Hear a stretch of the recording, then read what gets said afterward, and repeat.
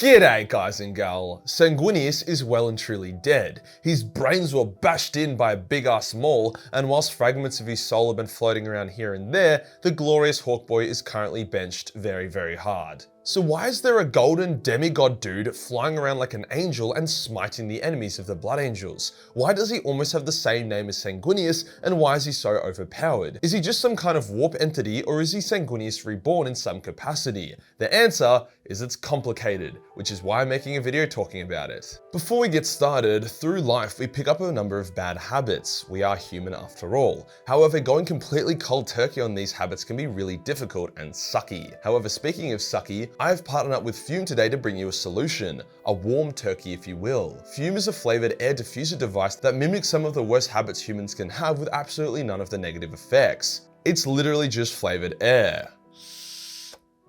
And quite delicious, I might say. After all, it's literally just wood, a plant-infused core, and a metal tip. No electronics. All this comes together to also create a pretty nifty fiddle device.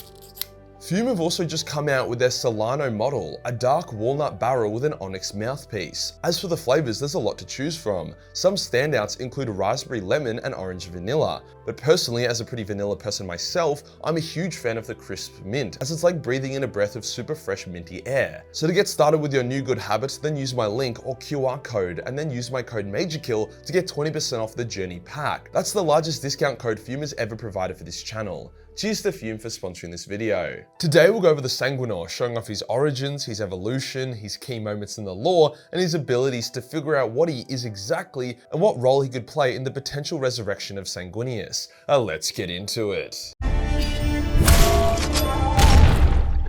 Okay, so I'm gonna need you to get on your horse and come on this journey with me, because the Sanguinor isn't just some dude, or warp entity, or god. He's all of these things, but he's also none of these things. It's kind of like how the Legion of the Damned are warp mutated loyalist firehawks, as well as loyalist warp entity demons. Also, the warp is just very fucky to begin with. The Sanguinor first appeared not as a shining god or warp entity, but as a political role within the Blood Angels during the Horus Heresy.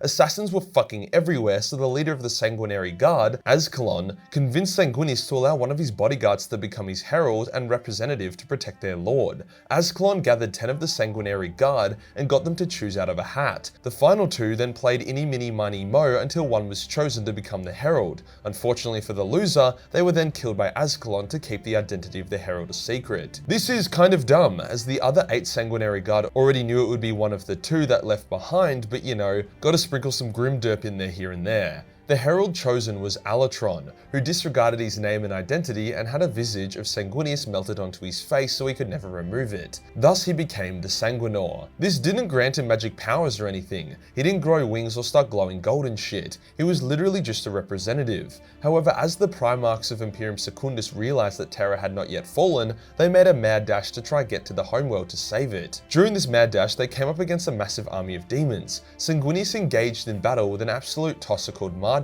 and they begun doing some hectic anime shit. Mardale then tried to drag Sanguinius through a warp portal into the Immaterium that would have been super shit for the glorious Golden Hawkboy. Hence the Sanguinor, Alatron, jumped in and took Sanguinius' place, falling into the warp instead. Now usually this would result in his body and soul being instantly immolated by hellfire, then the leftovers being consumed by demons. But sometimes the warp doesn't work like that and wacky shit happens. As the warp portal closed, Sanguinius saw the Sanguinor erupt in holy fire, turning into a golden angel as his form was consumed. So from this, it's pretty safe to say that the Sanguinor is Alatron, not some other angel like Ascalon or a shard of Sanguinius, at least not a direct shard. As for why he was able to ascend to become an angel, I'll get more into that in a bit, but it mostly boils down to him making an extremely selfless, symbolic sacrifice, as well as catching the attention of a warp god as he did so. Before I get into the mind twisty bendy shit as to what he actually is since his ascension, let's check out some of the stuff he has done in his new godlike form. The Sanguinor is a lot like Saint Celestine, a flying juggernaut that comes to the Imperium's aid in times of need.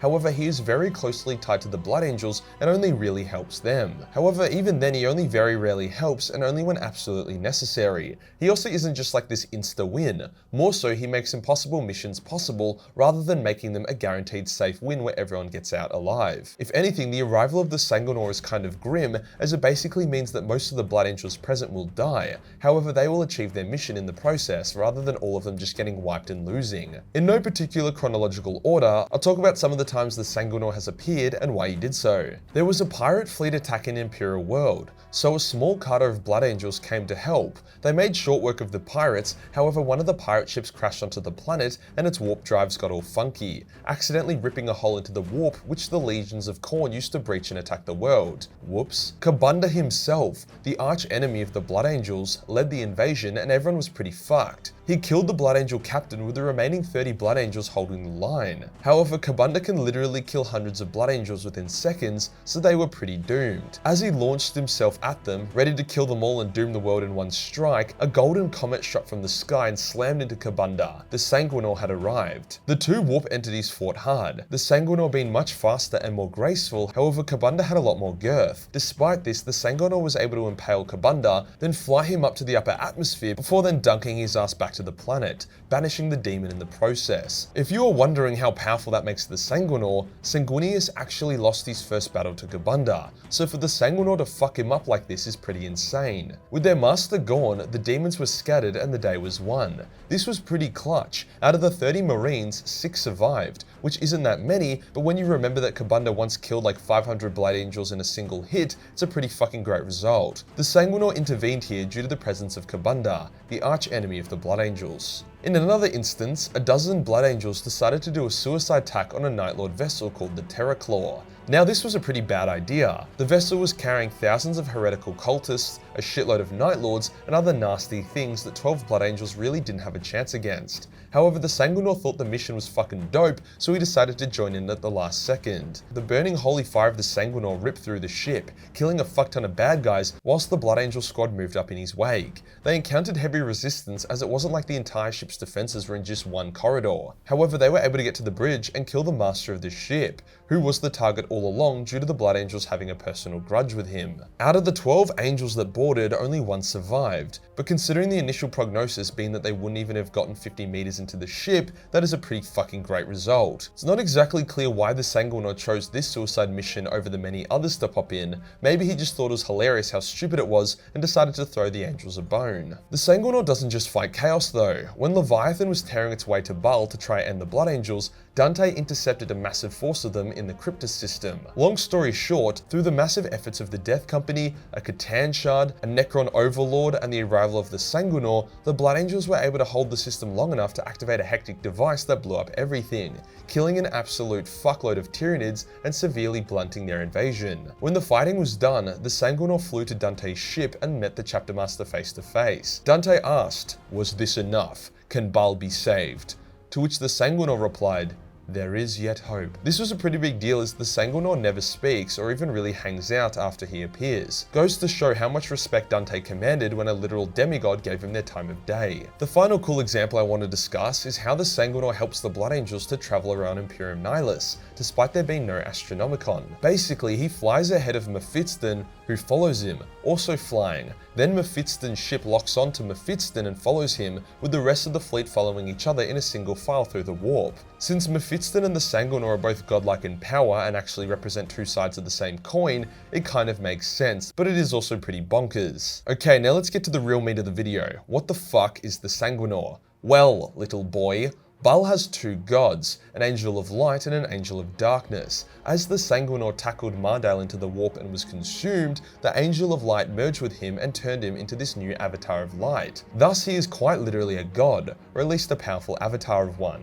The angel of darkness is tied to Mephiston, with him also being its avatar. The two angels are constantly fighting. Every time a Blood Angel falls to the Black Rage, the Angel of Darkness grows in power. Every time a Blood Angel protects an innocent, the Angel of Light gains power. power. If the Angel of Darkness was to win the eternal battle, then all Blood Angels would fall to the Black Rage. If the Angel of Light was to win, then the Black Rage would cease. Now, as I've discussed many times as my favorite headcanon/theory, I believe the Emperor created his Primarchs by capturing minor warp gods when he entered the warp gate at Molech, and then he put those warp gods within the advanced bodies of the Primarchs, hence explaining why they all seem to have destiny-bending abilities and why all the soulless Primarch clones were so weak. I believe that Sanguinius had both the Angel of Light and Darkness put into him, explaining his nobility but also the taint of the Red Thirst and the Black Rage within the Blood Angel Legion. It also explains why he was such a league above his brothers in terms of power. Since the warp is timeless, the Angels of Baal have always existed and were present in the warp despite being put into Sanguinius, hence Sanguinius would house the gods whilst they also chose the Sanguinor to become the Angel of Light. So you could genuinely argue that the Sanguinor is literally the good half of Sanguinius, with Mephiston, or whatever Mephiston is becoming,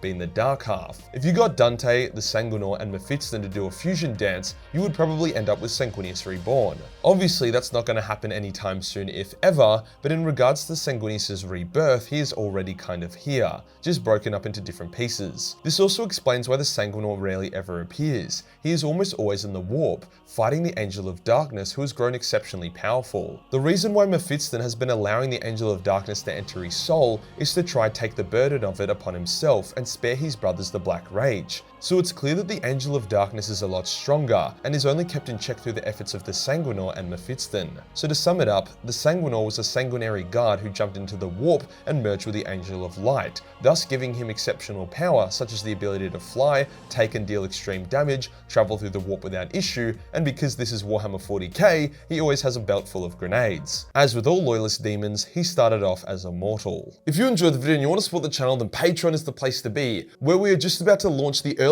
access for the Majorkill Christmas merch to patrons only. So if these designs tickle your pickle, then it's only $1 to join in. Hit the subscribe button and hit the real subscribe button for more Sangy content. Join the Discord for more memes, and I'll see you on the next one. Peace.